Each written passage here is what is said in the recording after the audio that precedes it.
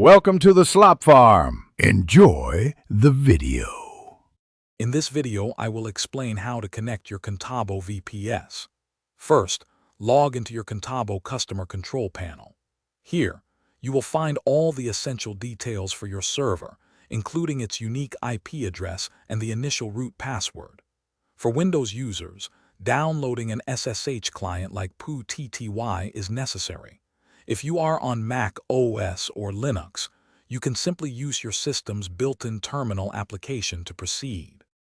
Now let's establish that connection. Open your SSH client and enter your VPS IP address into the host field. The default port for SSH is 22, so ensure that is correctly set.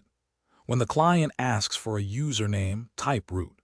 Then, carefully paste the root password you obtained from your Contabo panel. Press Enter, and you should be connected to your new server. Once connected, your first priority is security. Immediately change the default root password to a strong, unique one. Next, create a new user account with sudo privileges for your daily operations, avoiding direct root login. It's also crucial to update all your server's operating system packages to their latest versions.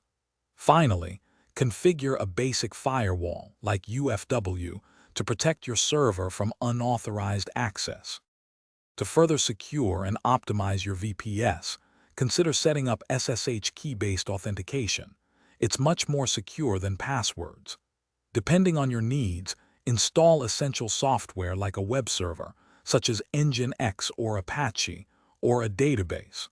Always implement a robust backup strategy for all your critical data. Regularly monitor your server's resource usage to ensure it runs efficiently and performs optimally. Thanks for watching. Consider subscribing if we helped you today.